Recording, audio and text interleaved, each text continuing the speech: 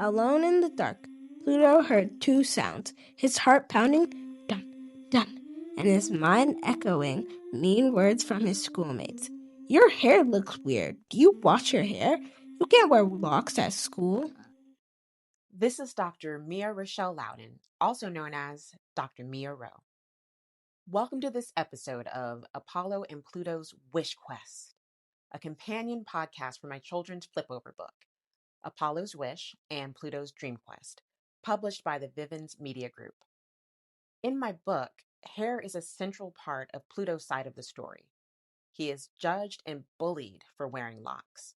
To explore the cultural and historical weight of hair, I spoke with Dr. Sheneese Thompson, an associate professor of Afro American Studies at Howard University. Her work examines Black popular culture, diaspora, and Afro Atlantic religion, always reminding us that style, creativity, and identity are deeply tied to history. We met to talk about how hair is celebrated, judged, and passed down across generations, and why my book matters so much for children today. Enjoy our conversation. Welcome, Dr. Thompson. Thank you so much for having me. You've built a reputation as a leading voice in Black popular culture, diaspora studies, and Afro Atlantic religion. You invite us to see how culture, style, and creativity are woven into history and identity. One expression of that cultural thread is hair, how it's styled, how it's celebrated, and too often how it's judged. That tension shows up in my children's book, Apollo's Wish, Pluto's Dream Quest, where Pluto is bullied for wearing locks. I'd love to explore with you today how the politics and celebration of hair connects across generations and what these stories can mean for our children and communities today. Thank you so much. That's such a thoughtful approach to what culture can do and mean, especially between generations. Oh, I think that's so key. And I feel like I talk sometimes to my different friends about how it seems like a few things got lost, like things that my grandmother would check on with me and all of my siblings and cousins. Like my mother didn't necessarily check on it. And maybe I am with my son because I just remember. But I feel like we've lost some recipes, we've lost some traditions and rituals that are just so important. But thinking about hair, it's so deeply personal. When you think back to your own childhood, what is one of your earliest memories connected to your hair? Oh, for sure. So my mother is a fantastic hair braider. Um, and one of the jokes that we have is that I would ask her to take me to the salon with the West Africans because I thought that they were less heavy-handed than she was, which a lot of people would suggest the opposite. But I myself am not incredibly tender-headed, so that should tell you something about how heavy-handed she was in real life. She would disagree, but that's her perspective. But one of my earliest memories is that my mother did my hair all the time, and so she was so skilled at braiding and whatever the cutting edge thing was, whether it was cornrows or individuals, kinky hair, curly hair. And so she would always braid my hair, and it would always kind of end up in like two ponytails or like two poofs or something like that. So she was very um, intentional. That's the language I'll use. She was very intentional about, I think, communicating or maybe even performing care, not just to me, but to the community and in the spaces that I was going to be in. Her care for me and how she put attention to detail in my hair. I think that hair is such a wonderful way to show care. So for me, my grandmother would do my hair. My mother basically said she didn't know how to do hair. So when we moved far from my grandma, then she just started taking me to the hair salon. But my grandmother, I feel like it was every 2 weeks, she'd do the whole thing, wash it, all the things, comb it out. I don't think I'm tender-headed, but my hair is very kinky. So whatever people are doing that involves a fine tooth comb is going to feel to me like I might be tender-headed.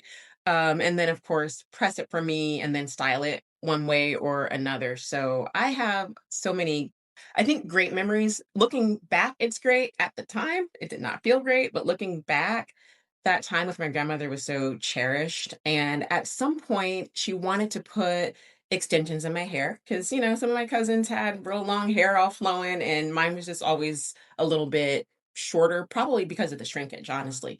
And I got bullied like by one of the little kids in school. I think I was in kindergarten and she was a sixth grader, and she just had some kind of issue with me having extensions. And I'm thinking, like, I don't care what my hair looks like. My grandma wants me to have long hair. I have long hair. Like, I don't care. But so it was a little rough later seeing my son have to go through something a little bit similar with his locks.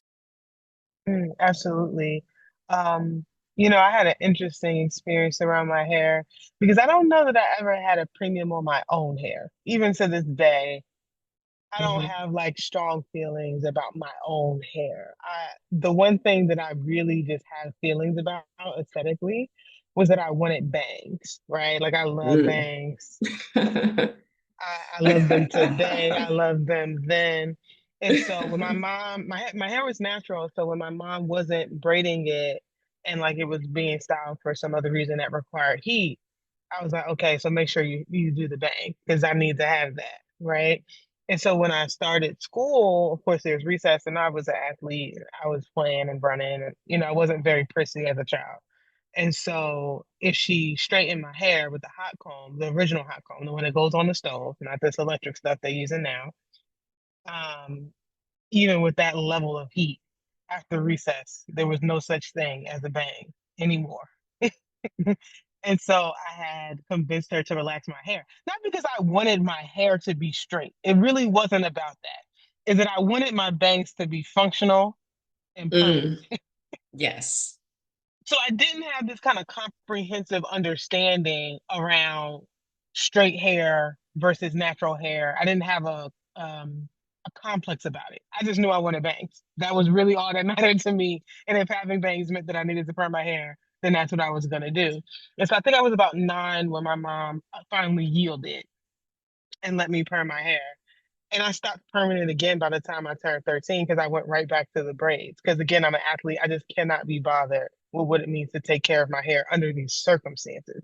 Because whatever style I do is absolutely going to be completely obliterated by 6 p.m. between basketball practice and dance practice and any other physical activity I was doing. So it just didn't necessarily make any practical or time sense. And so because I had a packed schedule as a kid, and maybe not even as packed as some of the children I know who are at all the activities all the time. It just didn't make any sense. So she went back to braiding my hair, or depending on where we were financially or time wise, sending me to get my hair braided. And then by the time I was 16, I had already locked my hair. So, those kinds of things in terms of the politics of it really didn't come into my awareness probably until high school because I wasn't necessarily bullied because I was an Afrocentric and that was kind of a part of my personality and people knew that and accepted it about me. So nobody was surprised when I locked my hair. But in my dance community, people were trying to encourage me not to do it, which was very interesting because not I don't think that they thought it was ugly, right? But I think that they couldn't accept that you could be presentable, pretty, especially in a sense of dance, because dance has a very particularly narrow idea of what it looks like to be pimped or stage ready. They just didn't, their minds were kind of narrow around what that could look like. But what's interesting is that after I did it, and then, they started to grow down, everybody was like goo goo gaga over them. Like, oh, they're so pretty, Yeah. they're so nice. So it was a very interesting pipeline to don't do that to, oh, this is so nice, I should like my hair too. So it did, I mean, I don't know that it required any courage on my part because I just knew what I was going to do and they couldn't kind of convince me otherwise because you are not taking care of my hair. I am. It's my Right. responsibility. Right. But even in doing it, it really wasn't even a political or even cultural statement about my politics or my love for Black people or even natural hair as much as it was, this is the most functional approach to my hair right now. And then all the other stuff just got attached to it because of who I am holistically, which is fine because it's not untrue. It just isn't the primary reason for why I've done it. What was your primary reason? Functionality, totally. Totally. It was functional and it was affordable because even then, if you were getting your hair braided, not even micros, right? Because micros was a time suck and now they do it so quickly, but back then that was an 8 hour day and nobody had that time. And then also nobody had the money, right? It was very expensive. So even individuals, then if you were getting something shoulder length or shoulder blade length with any kind of regularity, you're talking maybe 200, maybe $250 each time you go, right? That coming up on senior year, coming up on senior dues, coming up on prom, coming up on college, all those things, it just wasn't an economic priority. And it just cost me significantly less money to start my locks and do them myself. So I got micro braids exactly once. I think I blocked out the memory of how long it took me to get them back out again. But it was it's a great because I was journey. doing an internship. So, like you're saying, functionality. So, for that whole summer, I really didn't have to think about my hair. I had the cute little micro braids. And they were cute. They were very stylish and they were in vogue at the time. They were just expensive and time consuming. So I definitely had micros more than once. I probably had micros maybe 2 or 3 times a year, anytime between the ages of 13 or 16. It just was time consuming and expensive. So it wasn't something that, I mean, if you get them and then you get them touched up, you can have them maybe 3 or 4 months and that kind of makes it worth it.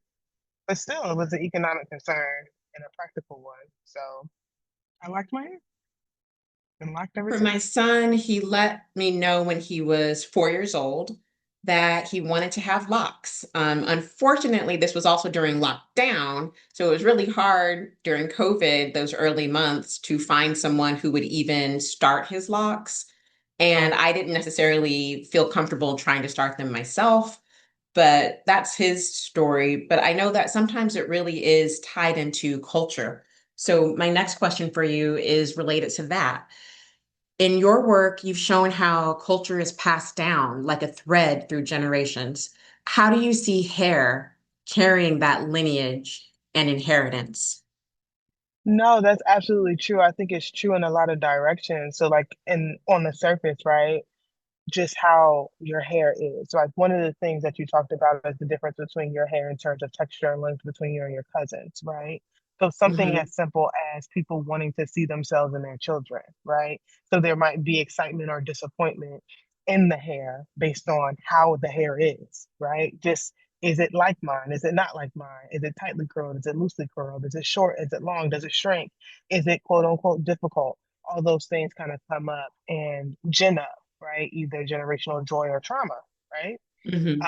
Some of the other things too, in terms of styles, like we talk about things this generation will never know, and you and I could maybe commiserate about those Sundays at the kitchen sink with the hot comb and that grease, that Mm. blue magic grease.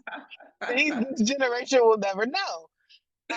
Or sitting between your mother, your grandmother's legs and getting your hair braided, or just getting your hair done for Hmm. church, or like it was Sundays, like everybody's getting their hair done right now, right? This kind of cultural moment where oldest to youngest, or youngest to oldest, or easiest to hardest, or hardest to easiest in terms of who's getting their hair done, and even that kind of communal experience around the women intergenerationally in your family, kind of participating in this routine, or maybe even this ritual of doing hair and what that might mean.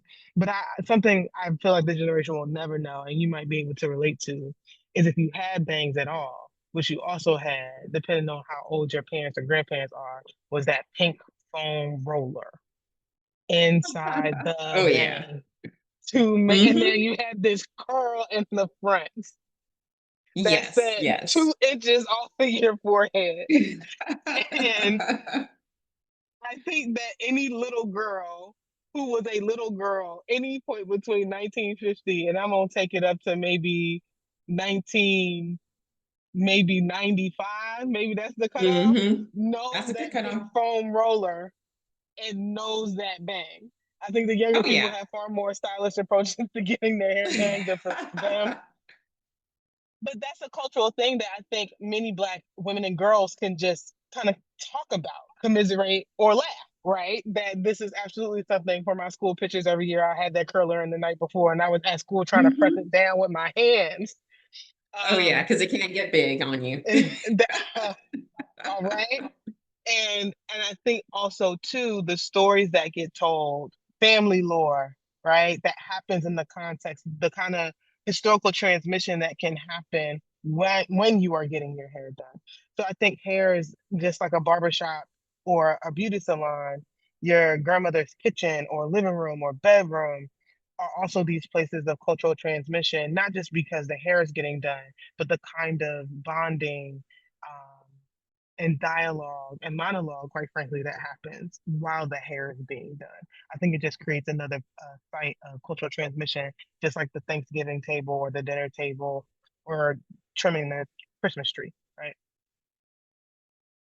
When you were talking about this happening on Sundays in particular, this image came to mind of like thousands of different houses having this happen at the same time. And I really hadn't thought about that before. That, yes, of course, this might be a Sunday thing because it was for me, certainly. You want to be fresh, right? You want to do it Sunday so you can be fresh on Monday. That's exactly But right. I don't think I'd really imagined in my mind before, like, yeah, this is happening maybe at my best friend's house and just houses all across maybe the world, but at least, America, which is where I would have been. And I love the thought of that, that even if No, we're absolutely. next to each other, we're in parallel, in unison in a different way. Absolutely. It makes me think about your book in terms of this idea of quantum entanglement. And I think a lot more African American studies scholars are toying with this idea of the interplay of science and science fiction in terms of their academic work. Because I think we are leaning very heavily on Octavia Butler in this cultural moment in terms of Oh, how prescient yes. her work is. But I'm thinking very particularly about Afrofuturism as a field of study and how Black people are trying to make quantum sense of what it means to be Black in this moment, right? So I think that your book also opens up opportunities for us to be exploring what does it look like to be living our lives in tandem. And I think that's a great question. Yes, absolutely, because Pluto's from another world, but still dealing with some of the same stuff that we would be dealing with here. So in particular, his classmates tell him that his hair looks weird and you can't wear locks at school. So as someone who studies culture and identity, what comes up for you when you think about children's hair being judged this way? You know, there's a larger conversation about how adults visit the trauma of this world onto children. And I think so much about how these racialized ideas of being kept um, oppress Black people and Black children and Black parents. And I'm thinking about Black mothers in particular, because there's a very narrow idea about what it means to be kept and what it means to be groomed. And if you don't fit that very narrow frame, then it leaves you open to ridicule.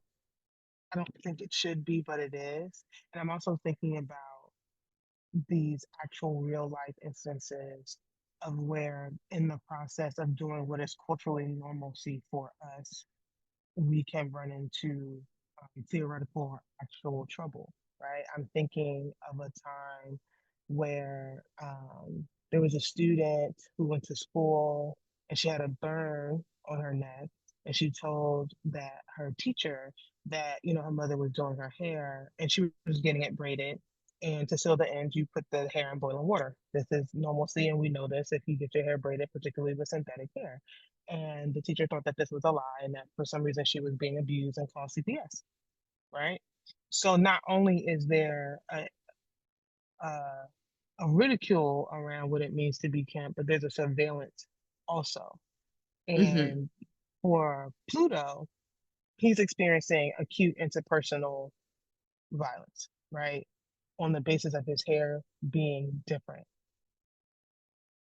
And I can't imagine how challenging it must have been for his mother to try to help him negotiate that difference, right? So it's two things happening at once, both of which are awful, where this child is being othered, and then this mother is also experiencing this not being seen, but being surveilled, right? Because she has to now interact with her child in a way that is completely mediated by how the world is interacting with him. Right. And she loves her son, that's clear. She's engaged with her son, that's clear. And she wants to protect her son, and that's clear. And there are these elements about being Black in this world that no matter how hard we try as parents, as caretakers, as aunties, that we cannot protect our children from. And it's unfortunate. It really is. Yeah, I saw a video in social media that was talking about Emmett Till and just the worst happening, for that mom, but that her choice to have the open casket really was one of the key moments that led to the progress with the civil rights movement and, the overall landscape of what was already going on. It kind of was a catalyst to push it further to the next steps. So yeah, it is hard wanting to protect your loved ones and just not always being able to. But with that said, so much of the conversation around Black hair focuses on discrimination or restriction, but there's also joy, artistry, and pride in how we style our hair. I love to style it in a way that just feels like who I am at that moment. And it could be very different style to style that I get, but it's definitely self-expression for me. So, what role does celebration play in the story of Black hair? Oh, absolutely. And I think celebration plays a role in Black hair before there is even such a thing as Black people in the way that we term it now. I mean, adorning ourselves is something that we brought with us to America from the west coast of Africa during the Middle Passage, right? Hair indicated status, it indicated age, it indicated married, it indicated unmarried, it indicated widowed, right? And so our hair communicates so much, right? And so you asked me about one of my earliest hair memories, and I explained about my mother braiding my hair. But one of the things I used to do as a teenager was walk in hair shows, right? So Oh, all right. I love the idea, not even just of this celebration and adornment piece, but this competition piece as well, Yes. right? Oh, yeah. And so I'm thinking about it particularly in the late 80s and the early 90s, Exactly. I'm where having there was flashbacks over a here. exactly. So it's not even just a competition between the barbers, like who can have the tightest gumbo, right? I'm going to cut your hair so asymmetrical, it's going to look like a geometry exam, right? Mm, So now you have yes. people like my haircut is the most official haircut, and I've got so many parts and all these things. And it's so I read a book and I think it's called Hair Tales. This was many years ago. And it talked about the mathematical expression that comes out in hair. She talked about this in the perspective of braiding patterns. Um, but it also shows up in other locations because I think that even in the conversation around hair, men's hair sometimes falls out of the conversation. And I love that this book is actually about a boy child. Because I think that sometimes they get left out of the conversation because there's a hyper focus on girl children or women and girls because hair looks different and perhaps even means something different to us. But the celebration piece kind of runs the gamut in terms of gender expression. And I'm even thinking about myself because I have locks, I've had locks, but I shaved my sides, I want to say in 2016. And I've been getting my hair Okay. cut on the sides ever Hmm. since. And I used to get these very intricate parts and designs in the Oh, sides of cool. the hair, Yeah.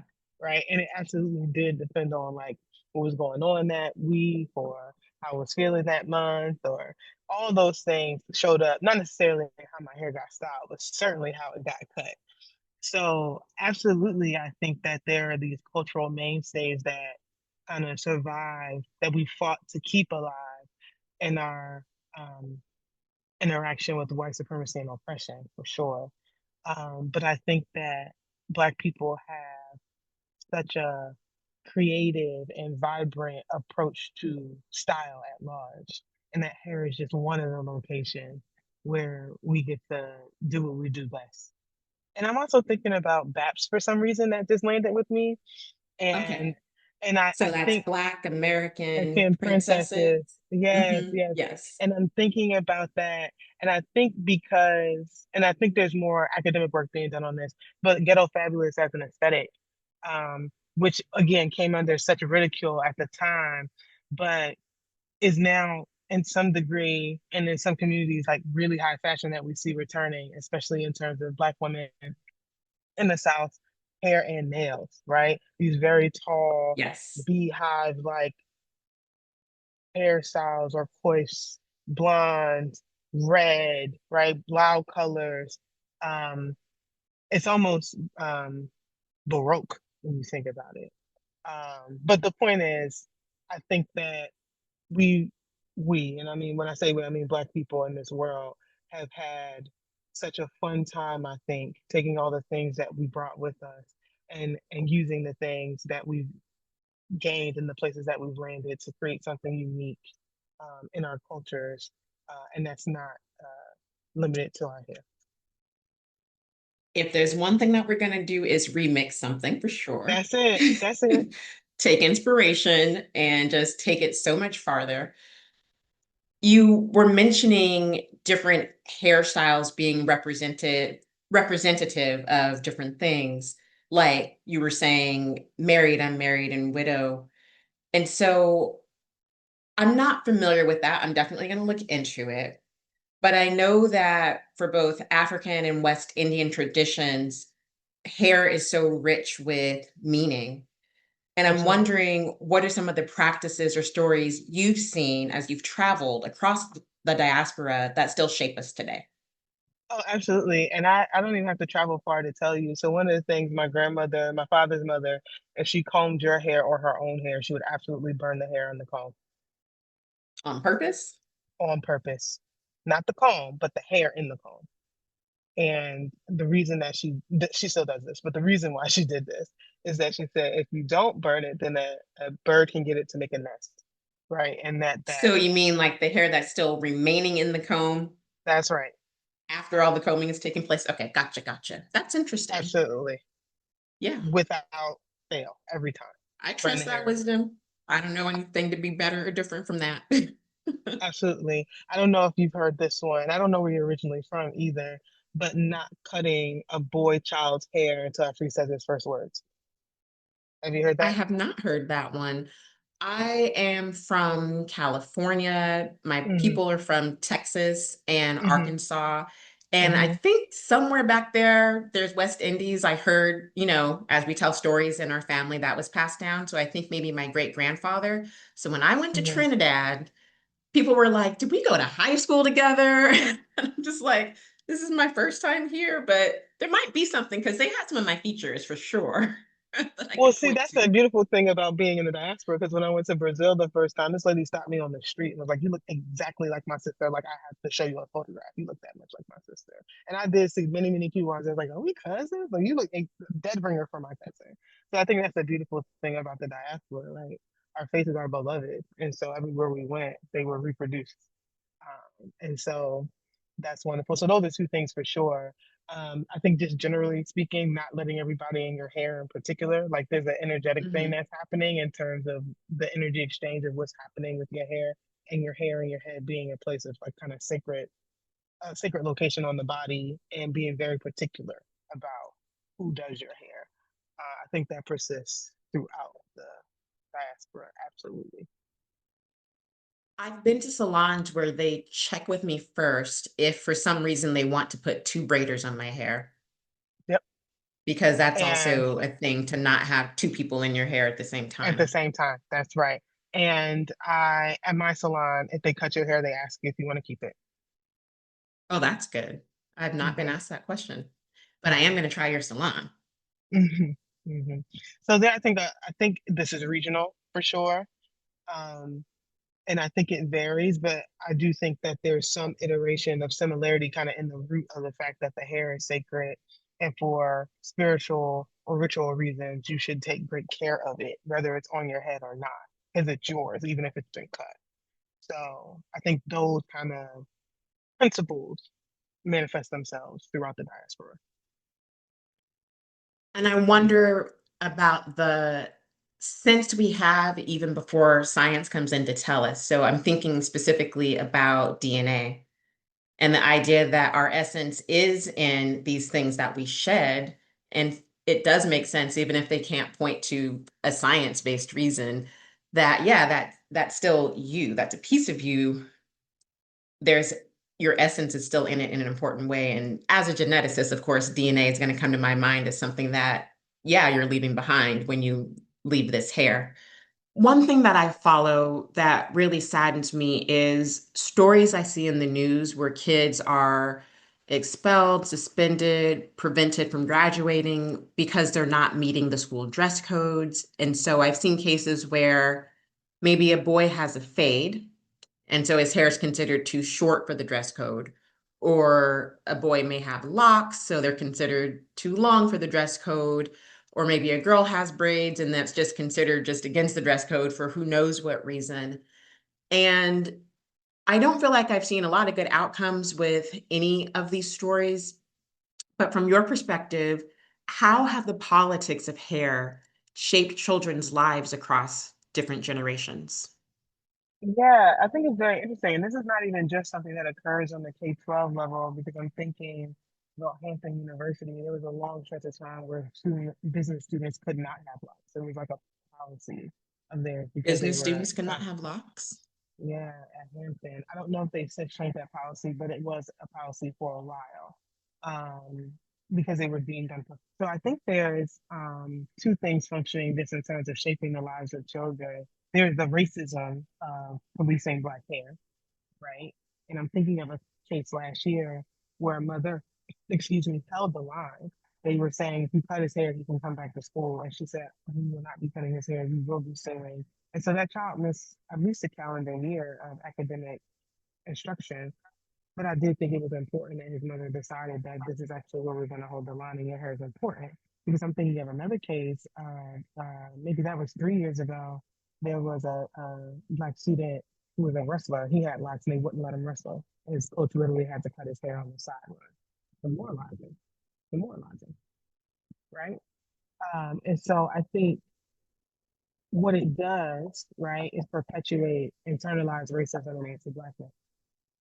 Because if you're going to be punished for doing something which is not wrong, then why would you do it? And then that's what builds the complex that something is bad or wrong with my hair as it is, or that the many cool things I can do with my hair are somehow socially inappropriate, right?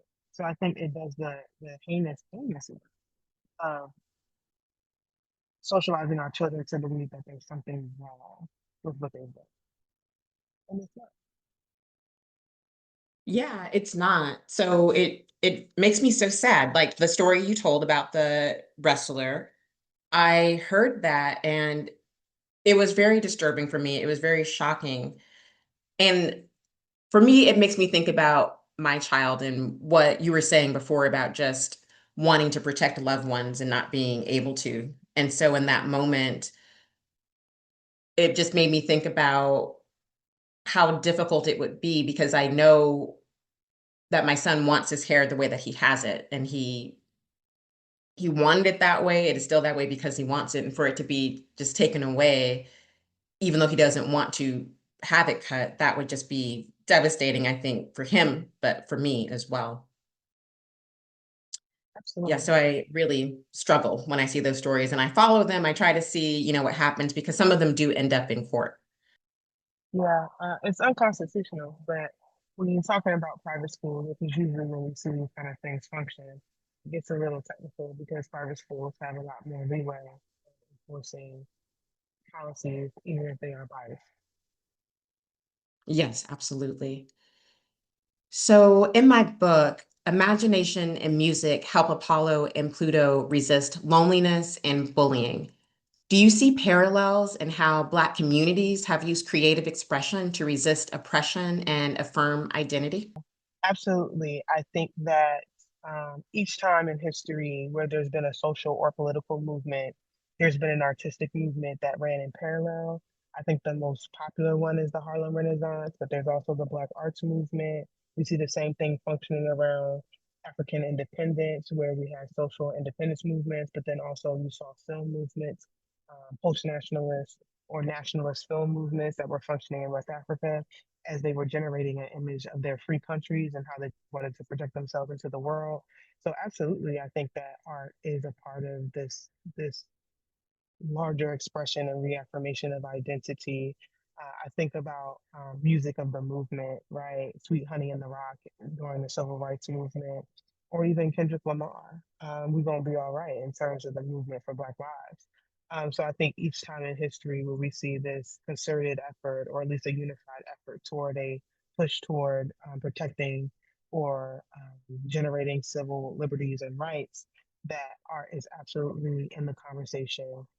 Music is absolutely in the conversation. and maybe even more effective at saying some things which are difficult to articulate in legal briefs. Absolutely. Yeah. Art is amazing. I feel like there's a power to music that we haven't even fully unlocked or understood yet. So I was wondering, what music do you listen to while you're doing your hair? Okay, so I no longer do my own hair, and I'm not sad about it. I have a lovely hair salon that I go to. It's called Vixen's Hair Studio in Philadelphia, Pennsylvania, and they do my hair. And so I'm listening to generally whatever is on in the salon and the conversation. Really, the conversation in the salon is the music, but they do play music. And the last time I was there, it was early 2000s hip hop and R&B. A lot of Ashanti.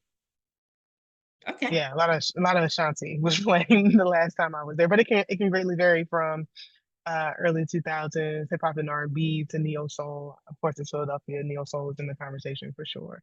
So it could vary depending on what Spotify station they put on that morning when I went to the salon. So when's the main time you do like to listen to music? Oh, I listen to music almost all the time. I do a lot of commuting for work, so I'm back and forth between music and podcasts. So things that I really enjoy, I like all kinds of alternative music, but absolutely contemporary jazz. Willow's last album, In Pathogen, was fantastic. So if you haven't listened to it, I encourage you to listen to that. You Um, said empathogen? In Pathogen, yeah, that's the That's name of the pretty cool. Like project. empath and pathogen, a Yes, support mantra. right. Oh, cool. That's I it. like That's it. it. And so she's fantastic. Um, I Is there actually like a did. song on there that you like in particular, or Oh just the my whole God, album? the Like you can entire play it project, from no skips on that project, but I no think skips? I need one of those yeah, in I my think my playlist. favorite song on that project is mm, Symptom of Life. I think is my favorite song on that project. All right, I Um, will check it out. One of my favorite, I have two really favorite bands that are alternative. I love Little Dragon. They're from Sweden. They're a female-led band. And their lead just dropped the new, I shouldn't say just, but did drop a solo project um, called For You. Her name is Yukimi. I love that project also. And then I also like Hiatus Coyote. They're from Australia. And their last project, um, Love Heart Cheat Code. I love that project. And my favorite song on that project, probably Make Friends. Yeah, I think I like that. Oh, no, that's Um, perfect. yeah, Make Oh, Friends. you can That's a keep good one. talking, but I have a question related to that for you. Oh, But go ahead. no, I mean I could go on and on about music, and I did listen to the most recent Clips album, and I thought it was fantastic. If you like rapidy rap, that was a good one. Very 2003, that one. You've given me a lot of good things to listen to, so thank you for putting me on to all of that. So Sure. the last song you mentioned though is called, you said Make Friends? Yes, Make Friends. Make Friends. And it goes, So, you don't make friends, you recognize them. all right, I want to hear more about that because my final question is what makes a good friend? So you can tell me as much as you want about the song, but I also want to know, in your opinion, what makes a good friend. I think a good friend is aware of themselves because if they're aware of themselves, it allows them to be acutely aware of others.